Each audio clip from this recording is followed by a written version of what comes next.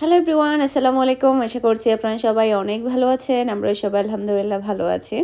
আরও একটি কেকের রেসিপি দেখার জন্য আপনাদের সবাইকে ওয়েলকাম জানাচ্ছি। তো আজকে যে কেকের রেসিপিটা শেয়ার করছি সেটা হচ্ছে মিহির বার্থডের জন্য আমি যে কেকটা বানিয়েছিলাম সেটার রেসিপি শেয়ার করব। সেই সাথে হচ্ছে আমি মিষ্টি বানিয়েছিলাম, কালোজাম মিষ্টি, সেটারও রেসিপি শেয়ার করব এক ভিডিওতে। তো আশা করছি আজকের পুরো ভিডিওটা আপনাদের সবার কাছে ভালো লাগবে।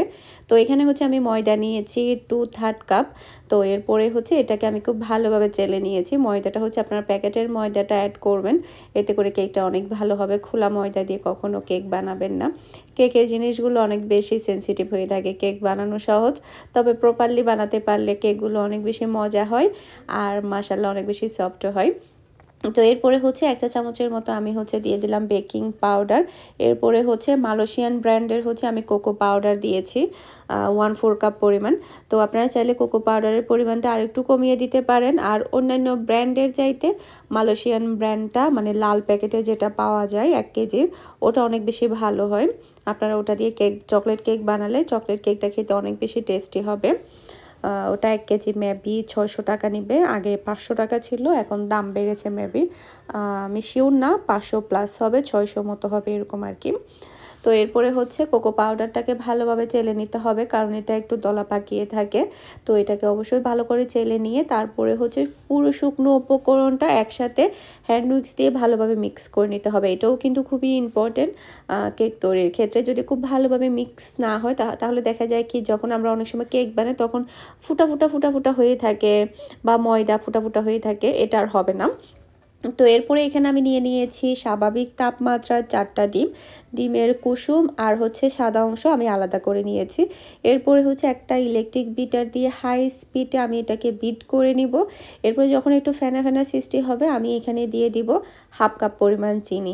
চিনির পরিমাণ যদি আপনারা বেশি খেতে পছন্দ করেন বা খুব বেশি মিষ্টি খেতে পছন্দ করেন তাহলে আপনারা চিনি আরও বাড়িয়ে দিবেন। আমি যে 1/2 কাপ পরিমাণ চিনি দিয়েছি এটা মিডিয়াম মিষ্টি হবে। যারা একটু খুব বেশি মিষ্টিও না আবার খুব বেশি মিষ্টি কমও না, এ মিডিয়াম পর্যায়ে যারা মিষ্টি খেতে পছন্দ করেন তাদের জন্য 1/2 কাপ পরিমাণ। আমি যতটুকু পছন্দ করি তাই আমি 1/2 কাপ দিয়েছি। তো এটাকে কিন্তু খুব ভালোভাবে মিক্স করে নিতে হবে, এরপরে বিট করতে হবে। যদি এটা দেখা যায় যে আপনার বাটিটা উল্টালেন, ফুমি টেক্সচারটা পড়ে যায়নি, তখন বুঝতে হবে যে আপনার প্রপারলি এটা বিট করা হয়ে গিয়েছে। এরপর যেটা করতে হবে, একটা একটা করে যে কুসুমটা আমরা আলাদা করে রেখেছিলাম সেটা দিয়ে আলতোভাবে একটু বিট করে নিতে হবে। জাস্ট একটু মিশিয়ে নিলে হয়ে যাবে। এরপর যার খুব একটা বেশি বিট করতে হয় না। এরপরে দিয়ে দিলাম আমি 1/3 কাপ পরিমাণ নর্মাল স্বাভাবিক তাপমাত্রার তেল। এটাকেও দেওয়ার পর জাস্ট একটু মিক্স করে নিচ্ছি, ঘুরিয়ে নিচ্ছি। এরপরে এটা কিন্তু আমার সম্পূর্ণভাবে বিট করা হয়ে গিয়েছে। আর মাশাআল্লাহ ফ্লাফিনেস আর কালারটা দেখে নিশ্চয়ই বুঝতেই পারছেন এটা কেমন হয়েছে। তো এরপরে যেটা করব, আমি এখানে যে শুকনো উপকরণটা আমরা চেলে রেখেছিলাম, মিক্স করে রেখেছিলাম, সেটা অ্যাড করব। তার আগে আমি দিয়ে দিচ্ছি ভ্যানিলা এসেন্স 1 চা চামচ পরিমাণ। আপনারা চাইলে চকলেট এসেন্সও দিতে পারেন, যেহেতু আমরা চকলেট কেক বানাচ্ছি। তবে চকলেট কেকে ভ্যানিলা এসেন্স দিলেও হয়, আবার চকলেট এসেন্স চাইলেও আপনারা দিতে পারবেন, কোনো সমস্যা নেই। আর শুকনো উপকরণটা আপনারা 3 ভাগে ভাগ করে দিবেন, একসাথে ঢেলে দিবেন না, অল্প অল্প করে আপনারা আলতোভাবে মিক্স করবেন। আমি ভিডিওটা স্পিডটা একটু বাড়িয়ে দিয়েছি, মনে হচ্ছে যে আমি অনেক বেশি জোরে জোরে মেশাচ্ছি, তবে না, আমি জোরে জোরে মেশাচ্ছি না। এরপরে দিয়ে দিলাম 1/4 কাপ পরিমাণ তরল দুধ। ব্যাস এতটুকুই, এখানে আর কিছুই লাগবে না। তো এরপরে 3 ভাগে ভাগ করে পুরো শুকনো উপকরণটা খুব ভালোভাবে মিক্স করে নিতে হবে। আবার এমনভাবে মিক্স করতে হবে যাতে করে কোনো প্রকারের শুকনো দলা না থাকে, আর খুব বেশি নাড়াচাড়া করা যাবে না। আপনারা দেখতে পাচ্ছেন আমার ফুমি টেক্সচার কিন্তু একটুও বসে যায়নি। অনেকের ক্ষেত্রে দেখা যায় কি, নাড়তে নাড়তে ফুমি টেক্সচারই বসে যায়। তাই আলতো হাতে একটু যতক্ষণ না একটু মিক্স হয়ে যাচ্ছে ততক্ষণ একটু মিক্স করে নিলেই হয়ে যাবে। আপনারা হয়তো বা ঘনত্ব বা ব্যাটারটা দেখে বুঝতে পারছেন এটা কতটা ফ্লাফি হবে কেকটা আর সফট হবে। ব্যাটারের উপরে ডিপেন্ড করবে আপনার কেকটা কেমন হবে। তো এখানে আমি 6 ইঞ্চির একটা মোল্ড নিয়েছি। যেহেতু আমি একটু হাইটে উঁচু বানাবো তাই পুরো ব্যাটারটা আমার এই মোল্ডে আসবে না, তাই আমি 2 ভাগে ভাগ করে বানাবো। এখানে দেখতে পাচ্ছেন আমি কেকটা বানিয়ে নিয়েছি। এখানে কেকটা 3টা লেয়ার হবে। এরপরে বাকি যে ব্যাটারটা ছিল ওটা আমি আরেকটা কেক বানিয়েছি, ওটা একটা লেয়ার হবে। টোটাল 4টা লেয়ার দিয়ে হাইটে একটু উঁচু করে 6 ইঞ্চি মোল্ডে আমি কেকটা মেক করব। তো এটা আমার পুরোটাই ঠান্ডা হয়ে গিয়েছে। এখন আমি ডেকোরেশন করে নিব। খুবই সিম্পল করে আমি ডেকোরেশনটা করব। মিহির আবদার ছিল যে ও পিকচার দিয়ে কেকটা করবে এবারে। আমি এর আগে কয়েকবার ডেলিভারি করেছিলাম ওই ডিজাইনে। তো ও আবদার করেছে যে মানে ওর পিকচার দিয়ে যাতে আমি ওইভাবে কেকটা বানাই। তবে আমি ফন্ডেন্টের ডিজাইনটা একটু চেঞ্জ করেছি, যেহেতু বাচ্চা মেয়ে ভাবলাম ওখানে হচ্ছে আমি দেই, ফ্লাওয়ার না দিয়ে আমি হচ্ছে বাটারফ্লাই দেবো, তাই আমি বাটারফ্লাই দিয়ে আমি এটা সাজিয়েছি। তো এখন আমি 3টা লেয়ার করে ওই কেকটা কেটেছি, বাকি একটা লেয়ার, টোটাল 4টা লেয়ার হয়েছে আমাদের। তো এরপরে হচ্ছে আমি বিবো ক্রিম বিট করে নিয়েছি। এরপরে হচ্ছে প্রথমে আমি একটা লেয়ার দিয়ে দিচ্ছি। আর আমরা কিন্তু খুব একটা বেশি ক্রিম পছন্দ করি না, মানে খুব বেশি ক্রিমওয়ালা কেকগুলো ডেকোরেশন করা আমাদের কাছে আসলে ভালো লাগে না। আমরা আসলে মূলত আসলে কেকটাই খাই।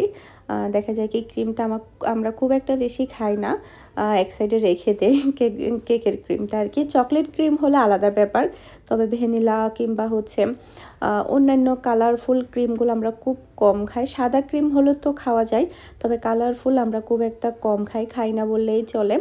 তো এরপরে যেটা দেখতে পাচ্ছেন আমি কিন্তু সুগার সিরাপও দিচ্ছি। সুগার সিরাপটা কিন্তু অবশ্যই দিতে হবে, এটা কিন্তু মিস করা যাবে না কেকটাকে সফট করার জন্য, বা ফ্রিজে রাখলে যাতে শক্ত না হয়। অনেকে দেখবেন যে সুগার সিরাপ না দিলে যেটা হবে, আপনি যখন কেকটাকে ঠান্ডা করতে দিবেন, এরপর যখন কেকটা কাটবেন তখন ওই সফটনেসটা থাকবে না, কেকটা কিন্তু শক্ত হয়ে যাবে, তখন ওই কেকটা কিন্তু খেতেও ভালো লাগবে না।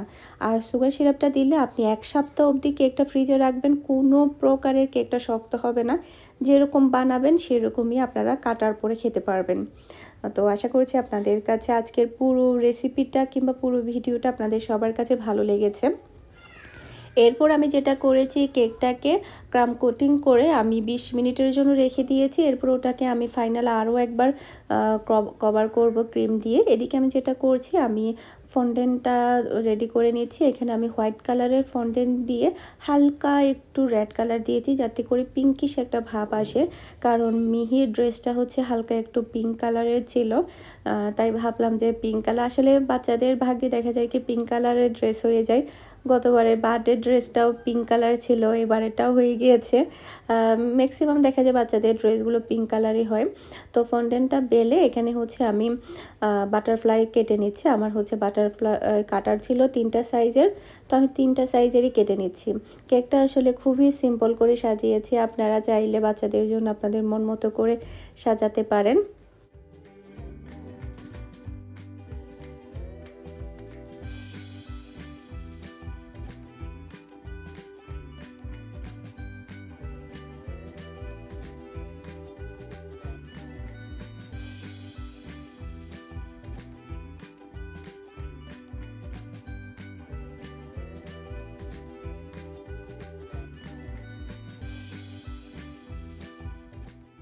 তো এখানে হচ্ছে পুরো কেকটা আমার রেডি করা হয়ে গিয়েছে। দেখতে পাচ্ছেন আমি ছোট ছোট যে স্প্রিঙ্কেলগুলো আছে সিলভার কালারের, সেখান থেকে পিকচারও দিয়ে সিলভার কালারের সুইট বলও দিয়ে দিয়েছি। আর এখানে হচ্ছে মিহির 3টা ছবি দিয়েছি, একটা হচ্ছে মিহির বাবার সাথে অনেক আগের ছবি, একটা হচ্ছে মিনহার সাথে, একটা হচ্ছে মিহি একা। তো 3 জনের ছবি দিয়েছি। তো এরপরে হচ্ছে এখন আমি কালোজাম মিষ্টিটা বানিয়ে নেব। তো আজকে হচ্ছে টোটাল আমি 1 কেজি পরিমাণের কালোজাম মিষ্টি বানাবো।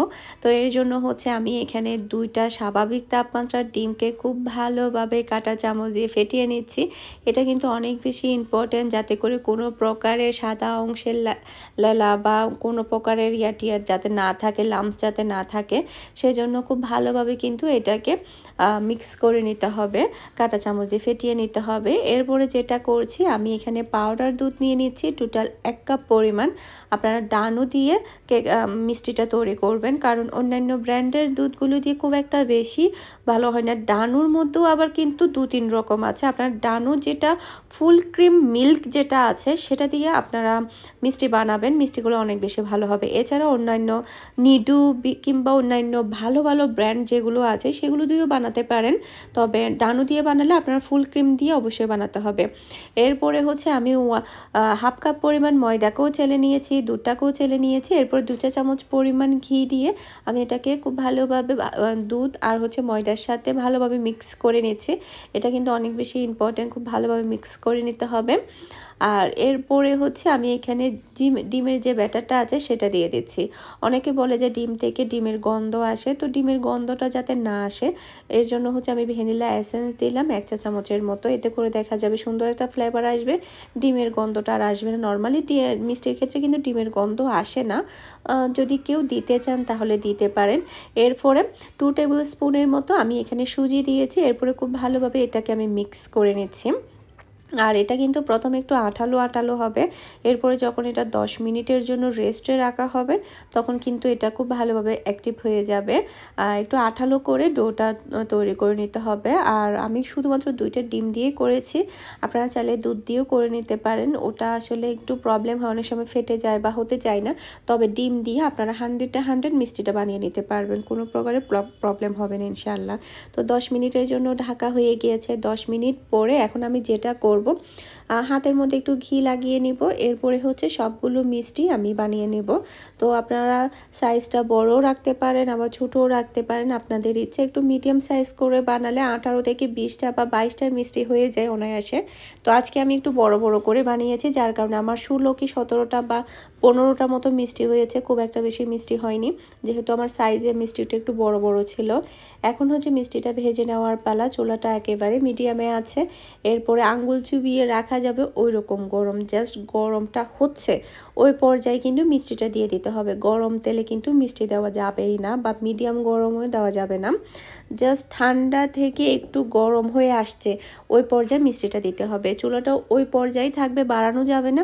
আস্তে আস্তে একটু সময় নিয়ে ধৈর্য সহকারে পুরো মিষ্টিটাকে ভালোভাবে ভেজে নিতে হবে, যতক্ষণ না অবধি আপনার পছন্দনীয় কালার আসছে। আর মিষ্টির রেসিপি কিন্তু আলহামদুলিল্লাহ আমার অনেক বেশি শেয়ার করা হয়েছে, যেহেতু আমার মিষ্টির বিজনেস ছিল। আমি ম্যাক্সিমাম সব ধরনের মিষ্টির রেসিপি আমি আপনাদের সাথে শেয়ার করেছি বিজনেসের সাথে সাথে। তো এখানে দেখতে পাচ্ছেন সবগুলো মিষ্টি কিন্তু খুব সুন্দরভাবে ফুলে উঠেছে। যখন মিষ্টিগুলো ফুলে উঠবে তখন কিন্তু অনবরত নাড়তে হবে, মানে নাড়ার উপরেই কিন্তু কালার আনতে হবে, না হলে কিন্তু যেটা হবে কি, একটা সাইডে কালার হবে আর একটা সাইডে কালার হবে না, মানে 2 কালারের হয়ে যাবে, তখন কিন্তু মিষ্টিগুলো দেখতে ভালো লাগবে না। তো এরপরে হচ্ছে আমি আস্তে আস্তে নাড়তে নাড়তে মিষ্টিগুলোকে কালার করে নিচ্ছি। তো এখানে দেখতে পাচ্ছেন মিষ্টিটা ব্রাউন কালার হয়ে আসছে। আপনারা চাইলে এই পর্যায়েও নামিয়ে নিতে পারেন। যদি একটু ব্ল্যাক ব্ল্যাক পছন্দ হয় তাহলে আরও একটু ডার্ক করে নিতে পারেন আমার মতো। তো আমি একটু ব্ল্যাক পছন্দ করি, যেহেতু কালো জাম মিষ্টির নামটাও কালো, একটু কালো কালো না করলে কি হয়, সেজন্য আমি সবসময় কালো জাম মিষ্টিগুলো একটু ডার্ক করে ভেজে নিই, যাতে করে দেখতে কালো কালো ভাব আসে। তো সবগুলো মিষ্টি আমি তেল থেকে উঠিয়ে নিচ্ছি। এরপরে এখন করব হচ্ছে মিষ্টিগুলো ভাজার সাথে সাথেই আমি শিরাটা তৈরি করে নিব। এখানে আমি 4 কাপ পরিমাণ পানি দিয়েছি, চিনি দিয়ে দিব আমি 2 কাপ পরিমাণ। তো পানির মধ্যে বলক আসলে তারপরে হচ্ছে আমি মিষ্টিটা দিয়ে দিব। তো 2 কাপ পরিমাণ চিনি দিয়ে আমি ঢাকনা দিয়ে ঢেকে রাখলাম পানিটা বলক আসার জন্য। আর এদিকে দেখতে পাচ্ছেন কত সুন্দরভাবে মিষ্টিগুলো ভাজা হয়েছে। আর মিষ্টিগুলো এক ফুটাও কিন্তু কোনো প্রকারের র্যাক নেই বা ফেটে যায়নি বা হয়নি, কোনো প্রকারের কিছুই হয়নি মাশাল্লাহ। তো এখানে দেখতে পাচ্ছেন পানির মধ্যে খুব সুন্দরভাবে বলক চলে এসেছে। এখন আমি ফুটন্ত গরম এই শিরার মধ্যে আমি মিষ্টিগুলো দিয়ে দিলাম, একটু নেড়ে ছেড়ে দিচ্ছি। আর চুলাটা কিন্তু একেবারে হাইতে আছে, এরকম কিন্তু হাইতে রেখে টোটাল আমি কুক করব 10 মিনিটের জন্য। এই 10টা মিনিটের জন্য আমি ঢাকনা দিয়ে ঢেকে রাখলাম। 10 মিনিট পরে তারপর আমি ঢাকনাটা উঠাবো। তো 10 মিনিট হয়ে গিয়েছে, আমি ঢাকনাটা উঠিয়ে নিচ্ছি। 10 মিনিটের মধ্যে দেখতে পাচ্ছেন মিষ্টিগুলো কিন্তু ফুলে একেবারে ডাবল হয়ে গিয়েছে। তো এখন যেটা করতে হবে, চুলাটাকে একেবারে লোতে রেখে দিতে হবে। এরপর আমি আরও 10 মিনিটের জন্য মিষ্টিটাকে আমি ঢাকনা দিয়ে ঢেকে রাখবো। টোটাল হচ্ছে 20 মিনিটের মতো আমি মিষ্টিটা কুক করব। এই 20 মিনিটের মধ্যে কিন্তু আমার পুরো মিষ্টিটা হয়ে গিয়েছে। তো এখানে কিছু মিষ্টি আমি পাউডার দুধের সাথে খুব ভালোভাবে গড়িয়ে নিয়েছি, এতে করে দেখতে অনেক বেশি ভালো লাগে আর খেতেও ভালো লাগে। আজকের মতো বিদায় নিচ্ছি। আসসালামু আলাইকুম, আল্লাহ হাফেজ।